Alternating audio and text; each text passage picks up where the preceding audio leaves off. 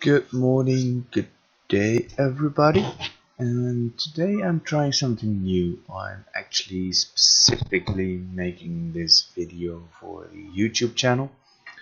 And I wanted to do a set review where I go over the cards of set 6.2, what I think about them, how I see them in constructed or maybe draft. I'm not a good drafter, so I'll probably stay out of that one because I'll probably be wrong. But I'll talk about like what it can do and what it means for the current constructed meta and how it can influence how we play Solforge. So let's start off with the heroics and then we move up to the legendary cards. So first up here we have the Grimgot Warrior. The Grimgot Warrior is a Grimgot, which I think is a cool idea in general. Creatures that get stronger when other creatures die is just a fun way. I don't think the Grimgons have ever been overpowering, but they've always been sort of a factor that people can use while brewing. Now what this warrior does differently from all the other known Grimgods is that it adds attack specifically to creatures. It gains strength specifically from creatures that dies next to it, which in turn opens up synergies with cards like Spiritstone Sentry, which has to be in a specific lane, and if it is, it keeps respawning, so you get to do more buffs than you would with another Predator. Or another Grimcon, like the Devourer gets from every trigger but only 1/1, from every death trigger. Discard gains it from the lane specifically. So what I can see, for example, is have a Grimgot Warrior in 2 and 4, while Spiritstone Sentry is in 1 and 5, and maybe have a Brood Queen or something that kills the Spiritstone Sentries, and you can just keep killing them and buffing the warrior, and they'll be like, what do we kill? And you can snowball out of control. However, for constructed, it does too little on an empty board.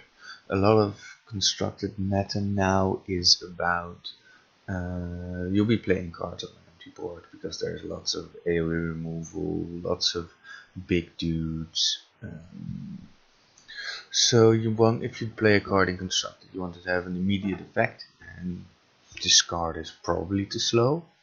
In draft, I can see it as a solid pick because if you can get the board state, like get value from it, it's something that it's pretty big at level 1 and 2. If you get one trigger, if you get 2 triggers, it's out of range for any of the unlevel cards. So you can effectively force 2 for 1s if you set it up correctly. So in draft, you can see this be played. Now to the next card, Shardplate Graft, which is cool art. It has a dinosaur, amazing. +2 health instantly, and at the start of your turn, this gets 2 attack into health. So it becomes a Shardplate Delver with 2/2, 4/4, and 6/6. It's better than Dryad's Boon if you only play single creatures. It's worse than Dryad's Boon when you play multiple creatures in a single turn. Or if you cast a lot of spells, it's better than Dryad's Boon if you have a full board already. It's worse than Dryad's Boon if you have an empty board and respawn stuff. So I can see its potential. I don't think it's worth being an heroic. If this was rare, it would be okay. Constructed, not playable. It's just too slow. Like you can either cast this, or you cast a Boom, for example. Like Lycian Shard, is instantly 6/6, which is 3 triggers at level 1. the what's it called? The blood spell that pumps a guy, like, which is a listing shard after a creature dies. It's also almost always going to be better because it just does more. Now, if you can get 2 triggers off of it, then you're in a good position. So, like, maybe with defenders, like if you cast this on a Nuada, for example, Nuada is hard to kill through combat. If you cast this on a Nuada, it's going to be harder to kill. However, why not do Dryad's Boon instead? Because you get to do all the other plant stuff. So, cool card, cool idea, not overpowered, but generally this is gonna be okay. This is gonna be an okay card. In draft, I can see this get picked. In draft, this could be pretty decent because there's less removal and your guys tend to stick around it. So, okay card, gonna have very little constructed influence. Okay, now we open up the Trial by Combat. Trial by Combat has made some influences in constructed, especially with the Trial by Alyssa combination, which means if you cast Trial by Combat and hit a creature that does less damage than Alyssa's max health or current health, she'll gain a ton of stats. Attack at level 1, attack and health at level 2, and level 3 should become amazing. Like, it's almost Wegu 2 plus Howl power level. It can get pretty insane, but she doesn't have natural breakthrough, so unless you put her on a relic scout or give her some ability to move her around, you can block her. However, Trial by Combat, kill a blocker, get them as a creature pump, insane. You can also use this with big defenders. I like to use it with the Citadel Guard, because Citadel Guard, this defender has a big butt. You can generally use it to just as removal. A level 1 Citadel Guard, for example, you can kill up to an 11 health creature instantly. So that's pretty big. And in general, because of his 9 health, he survives, and you can potentially use him with another Trial of Combat, so which means you use creatures as removal. The best way to use this, at least the most valuable way to use this, is this with Dream Tree. Because Dream Tree, when it takes damage, you get to play another card. Now, if there's like a 3 health creature with less than Dream Tree's attack, you cast this on Dream Tree, kill the creature for free. Because the Dream Tree takes damage and this one for free, and you still have 2 more plays. So you can kill stuff for free, leveling extra cards, increasing your deck. And I think that's a really cool way to use this card. There's a video earlier where I played the Trial of the Forest for 1 game, which I lost. Spoiler alert. But I won 2 other games on that same stream with the comparable deck where we used the Trial by Combat Dream Tree. Another great way to use this is by a creature that was gonna die anyway, kill something in the side lane. In general, really interesting card. It can do insane stuff if you use it with a Windspark Elemental. Like, I like Citadel Guard Warmonger mod with shenanigans, because the Citadel Guard generally is like, you can do Citadel Guard Warmonger mod in the next turn, Windspark Elemental plus Trial by Combat, and you can do 82 damage, like instantly, if they have a creature on the board to their face, which is insane. Like, it's a 4-card combo, so it's hard to get, but so much damage if you do get it off. So that's pretty good, and I can see that. I can see more shenanigans like that with Windspark Elemental pop up. Like, this is a cool combo card, which is already constructed play. I think this is one of the best cards of the release. Like, if I have to make, I'll make a top 4 later on, or a top 3, top 5, top 8 maybe. So the next card, an overload spell for Aloyan, score infinite. That's the first thing that always comes to mind if there's like a new Aloyan stall card. It's, can we bring back the combo deck? Can we bring back the insta, the 1-turn kill? And now this card is everything people have been asking for. It's a board-wide metascope that removes stuff on a player, which means you can remove the grasps. The first thought of a lot of people would be like, play this defensive. Like when you're behind, like against bronze, Wipe Clean Edict is such a good combo, especially when paired with some card draw and Iron Mine Acolyte of free creatures. Because if you can play a free creature, Wipe Clean Edict, your opponent's board is disappearing, no shenanigans possible, you don't have to fear the Brawn, you don't have to fear the Spirit Stone Sentry coming back. You can effectively say, no, stop, do it again. We redo everything. We start from scratch, but this time my deck is better because I leveled stuff. So it's really cool in that manner. Another way you can use this card is by using it offensively. We pair, for example, Aloy and Necrium with Ebon Skulls, which die at the end of your level, and Citadel Guards, which have Defender. They're big dudes, but they're not good on their own.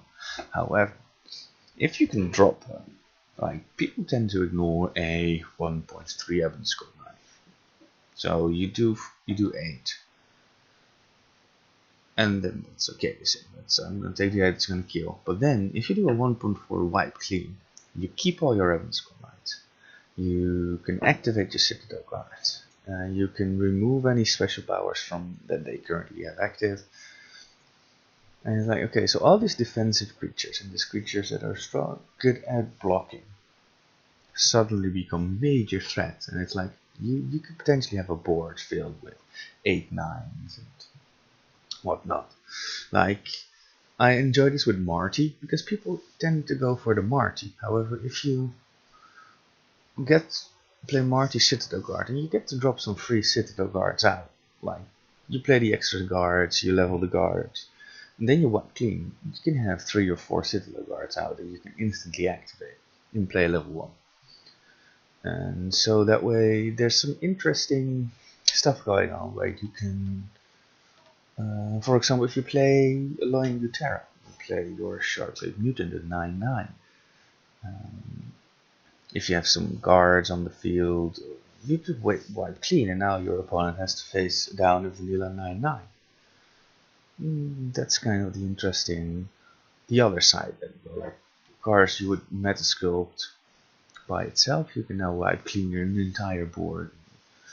So it's both defensive and offensive, and I think it's really cool. And I think especially being able to remove these structures, as it will, is a nice interaction. Like, it means that if someone gets a level 3 Ancestral Echo, for example, or a Lucid Echo even, you can just say, no, denied, cancel. Overload makes sense, so that's a good card. Now we go to the legendaries, which is Phoenix Call, which is Nether Shriek, Body Wyvern. So it's the Wyvern Shriek. If that makes sense. It's a phoenix. The art is insane. Like, I really love the art. It's so cool. It tells the story.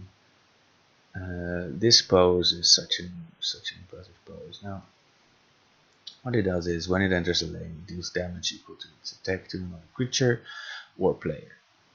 So it's a wyvern that does the damage also on the drop. Now 3, 6, 7, 10, 11, 14, especially at the highest level, it's not that good. Like, it doesn't kill most people, most stuff, and it dies to a lot of stuff. The only thing I can see this do is like, oh, I learned the reward apparently. I want to get. It's in an NT deck where you play with Master of Elements or with Flame Sculptor, where you can cast this spell for free and gain more creatures on the board.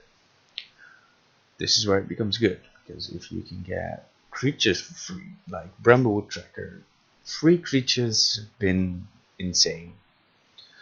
However, its stats are not that good. You can combine, if you have it on the board, you can sling it around with mobility and do a lot of damage, but the main thing is it's a spell, so if you are capable of like casting with Static Shock or Static Shock room 3 Phoenix, then you can cast this Phoenix for free.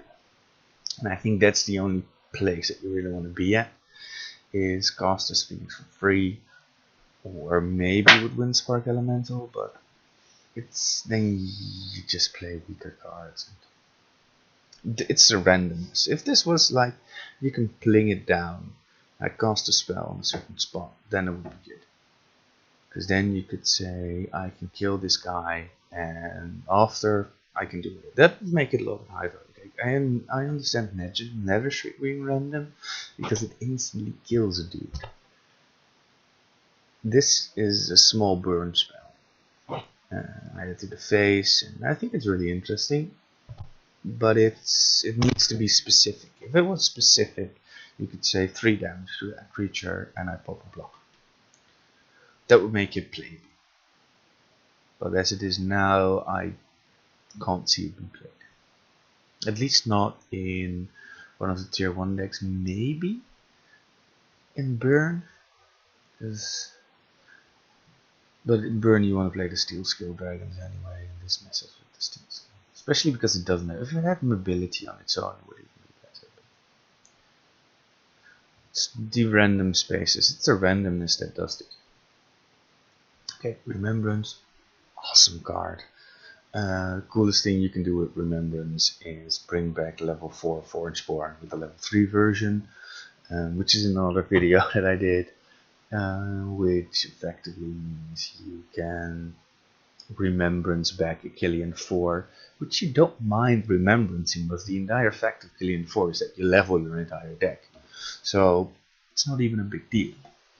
Best combo is if you have a Killian 4 in your graveyard and a Varna 3 in your hand, you play Remembrance, get the Killian 4, your Varna becomes level 4, you play the Varna level 4, kill the Killian again, your entire deck is now level 3 or 4 with all the Forge bar. So, and since you can do this in as soon as 3.2, so in 3.2 you can have a full deck leveled. So that's generally gonna win you the game. Especially if you get some cool finishers that work well with their level, like maybe Iron Maiden. Since it's and maybe select Nether Shriek. Something that can hold the board and finish off your opponent. Ignir could also work. NT, it's harder to do it in NT because you can't level everything, but if you have the Ignir in your deck level 4, you pull it back with Remembrance. Amazing stuff. Can happen. Nova, Oros, all the same, although the pairing with Loin is more, well, it makes more sense because you can level the card for free and not overload it. You can get the card draw and whatnot. You could go all in with a Tomb Pillager, Remembrance, and Remembrance the Pillager, do another spell out, and that way you can thin 2 cards per Remembrance, and you can really thin your deck, like 20 cards, so there's a bigger chance you can do your Forgeborn Remembrance combo, come at me bro, in another pairing, but I prefer Loin. Really cool card. Another trick that Articon found out is, together with Okeji, is if you Remembrance a Wagyu with a Crypt Conjurer out, the Wagyu gets its buff. So that means you can level 2 Crypt Conjurer, Remembrance a level 2 Wagyu, you instantly get a 10-11 Wagyu, and you still have a play. So you can then still Howl, for example, and you have a massive Wagyu that your opponent has 1 chance to kill, and it's too late. Cool card, constructed viability currently tier 2, but it's very, very brewable. This is a brewable card. I know it's a cool card. Now, Ruby Skill Dragon, lots of people like the art, I don't. I like the level 2, level 3 is it's too rocky for me, so I don't like it. Now, the card itself, what it does, really cool. give the health. Like they're pushing health gain a little bit, but in very low numbers because of Eidolon, Wagyu, Behemoth, Vigorous. It's all this cool stuff that you can do. Runebar Guardian becomes more and more playable. Its stats are actually okay. Like a 2/7 gives other guys +1 health. That's fine. 2/7, it's harder to kill, makes all your other creatures harder to kill. That's great. It gives you some health. Like it gives you some spare health to dance around with, which is, well, it's not as appreciated as much as it probably should be. Like there's lots of time where 2 or 3 health is relevant for winning or losing a game. And this can get you the health. Level 2, solid stats, mobility 1, you can move it out of the way. You can use it to block and it heals you guys, and the level 3 is just a bomb. Like 1824, give all your other creatures +5 health and yourself. Stat wise, like vanilla mobility 1824 is pretty decent.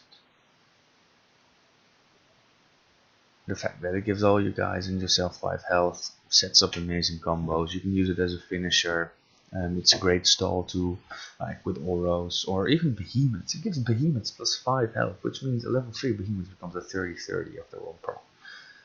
And it keeps healing back up. It means you have to kill this or all your other creatures will go out of control, which is Utera theme. So it's a well designed card, good stats, cool effect. With the current sets and the current cards available, not OP. However, its effect and Wagyu is always in the background. So cool card. And then finally we have Sparky, the Forge Guard dog, which is a robot dog, which means it has the robot synergies. I think a lot of them said that it's a cool card if you go for shenanigans. It's a brew card. It's level 1. Its level 2 is actually pretty decent. You don't mind dropping this on its own. The problem is that you're required to play this one only. So maybe in a deck where you play Immortal Echoes, and this is your own creature, so you just play AN removal, Immortal Echoes, and maybe Tarsus and Shallow Grave. So because it kills himself, it works with all the death trigger effects. So you Shallow Grave. You just go all in on the Forge dogs. You might play. Very brewable, not constructed viable, but very cool art. It's a shame it doesn't have the 3 heads. Same with the 2. So it's not Cerberus, but cool card, brewable, not constructed playable. Now, if I would have to rate these in constructed strength, I would probably say Sparky all the way in the bottom. Like Sparky is number 8. Number 7 is the Warrior. Number 6 is the Shardblade Graft. Number 5 is probably Phoenix Skull. Number 4 is gonna have to be Remembrance. Number 3 is probably Trial by Combat. Although 3 and 2 are really close. Like Trial by Combat 2 is Ruby Skill Dragon. Those are, well, let's put them in a shared second place. And then what I think is the best card released, not because of its power level, but because of what it means for Solforge as a game, because it opens up a lot of design space, because everything can be removed. We now have an answer to structures, creature effects. There is a way to just say no, stop, don't. And this is why I think Wipe Clean is not the strongest card, but it's the best card on this set because of its Solforge implication for the entire game. So there's that. To give you some impression of what you can do, I'm just going to show you some deck reviews, some of the new cards. For example, this one uses Remembrance, and this is the one where we get up all the Forgeborns, like with Varna and Killian. You Remembrance them back in Cersei, you get the level 4 Forge.